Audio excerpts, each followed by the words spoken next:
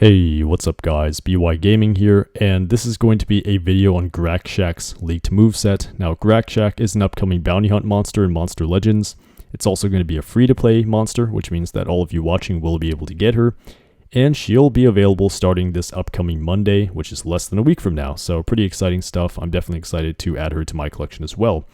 But is she any good? That's the question here. And I'm going to be answering that question in just a moment by looking at the moveset.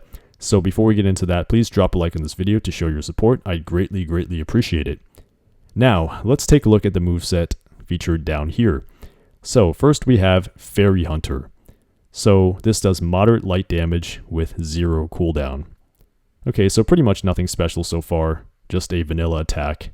Not really anything that's worth running in my opinion. But let's keep on going. So next we have Trophy Collector, which does AoE low light damage, also 0 cooldown. So much like the first move, it's just a vanilla attack, just does damage, nothing else. So not really worth running in my opinion. Now let's take a look at the next move, Spear of Light. This does AoE moderate light damage plus sunburn. So this is basically a better version of the previous move, Trophy Collector. It does AoE moderate light damage, which is slightly higher damage output wise than the previous move, and it also has the added effect of sunburn, which means that the enemy takes damage over time, and also has its accuracy lowered by 15%. So that is just a better version of the previous move, and there's really no reason to run this move as opposed to Spear of Light if you're going to run either of them. Next, we have Merciless Wings, which has self-dodge area plus Spirit Hater. So self-dodge area is really good. Obviously, dodge area makes it so that you cannot be hit with area attacks, so that is obviously very annoying for the enemy and very good for yourself. And we have Spirit Hater, which I believe allows you to do triple damage to any monster from the Spirit book. So that's going to be a pretty conditional one in my opinion. I'm not really aware as to what monsters are in that book, but anything that is meta, obviously that's going to be really good, because then you'll do more damage to those monsters and you'll be able to shut them down that much quicker. But it is a conditional thing, so that's something to keep in mind here. And yeah, nothing more to say about this move. It's pretty good. We have Holy Sky next, which is AoE PER. So what this means, if you guys are unaware, is AoE positive effect removal. So if the enemy has any positive effects, this gets rid of them, and this affects the entire team. So that is really good. Obviously, that is something that you might want to consider running on this monster. If the enemy has anything pesky on it, if the enemy has damage mirrors, whatever the case may be, you can take that off with this move, and that is going to be something that you might want to do, and it might help you out in certain situations. So Holy Sky is a pretty good move. Next we have Spear Retribution, which does massive light damage plus sunburn. So this is a massive light attack, and that is pretty awesome to see. So just right off the bat, looking at this monster's moveset, I'm guessing it's going to have a massive attack stat, or obviously something that is at the very least above average, right? It's an attacker. That's what this monster is, taking a look at this. So yeah, massive light damage and sunburn. So that's pretty good. I mean, obviously against a dark monster, this is going to do so much damage. And yeah, massive light damage. Definitely something to run on this monster. You want at least one of the massive light damage moves this monster has, and that's a spoiler for the next move, which is Holy Sun. So this does PER plus massive light damage plus bleed. So wow, this monster has 2 massive light damage attacks. Not 1, but 2. So this does PER, so first you get rid of any positive effects on the enemy, then you do massive light damage, and then you leave a bleed, which does damage over time again, right? And I believe lowers the attack stat of the monster as well. So that is a pretty good move. In fact, I believe if you were to go with either of these, I'd probably go with Holy Sun, but I'm guessing that the stamina cost is probably higher than Spear Retribution, but no way to be sure right now. All I can say is that this is a pretty good move, right? It has a lot of things all in one. It gets rid of positive effects on the enemy, it does massive light damage, and it has bleed. So yeah, I mean, if the massive light damage does not kill you, the bleed will whittle you down over time and potentially finish you off. So that's really awesome. And it also gets rid of everything too. So unless the enemy has positive effect protection, but that's a whole nother story, and we're not going to get into that in this video. Next we have Ethereal Wings, which is its final move, not counting the special, which has self-dodge area plus double damage. So this is again a pretty good move, right? It has self-dodge area. I believe this is not a permanent dodge area, it's just going to apply it.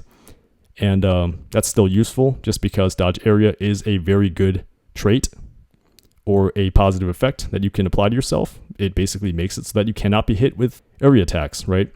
And on top of that, it has double damage. So if you're, running this monster with, let's say, Q Orion, which is the metal monster that's featured in the current maze, which has taunt, you can basically ensure that you will not be damaged, because I don't believe any Pierce monsters really exist right now in the Metropolitan era. I mean, I guess Spectre is still out there, but that's from last era.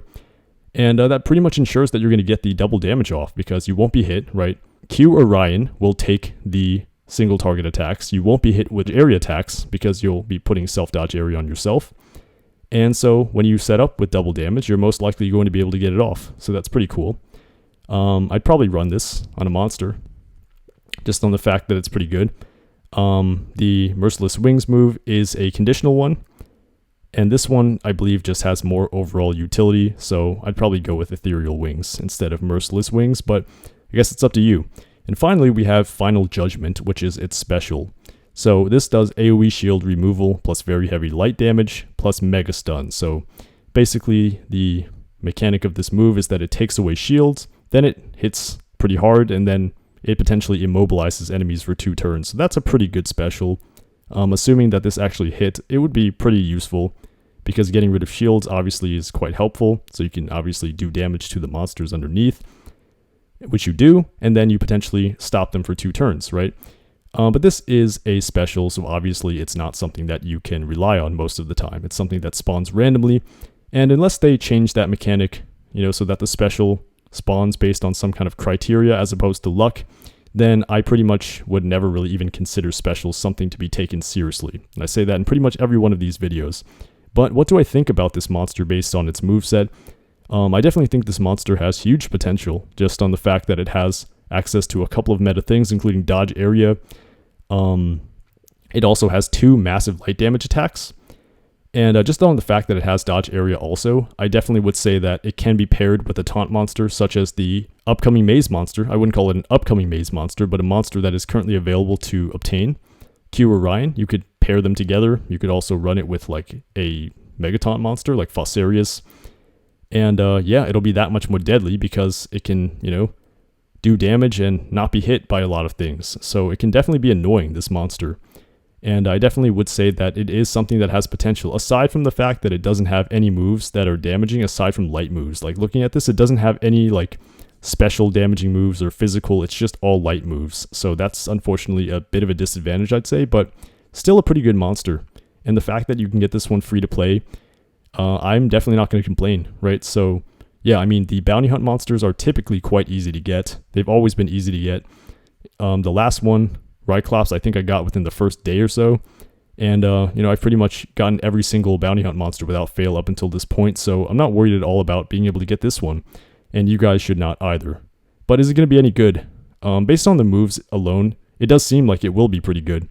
But we'll have to wait and see its power stat, its life stat, and so on. I'm guessing the power stat's going to be quite high. It might have a mediocre life stat, and who knows how fast or slow it's going to be. If it's slow, that's not going to be good, but we'll see, But overall, I would say this monster does have a lot of potential, and you should definitely pick her up if you can, which you definitely will be able to. So give that a shot once this monster becomes available this upcoming Monday.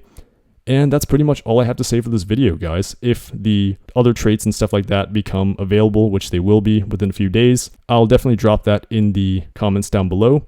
Or one of you guys can post it and I'll pin that comment. But once again, if you found this video helpful or entertaining or whatever the case may be, please drop a like on it and I'll catch you in the next one. Peace.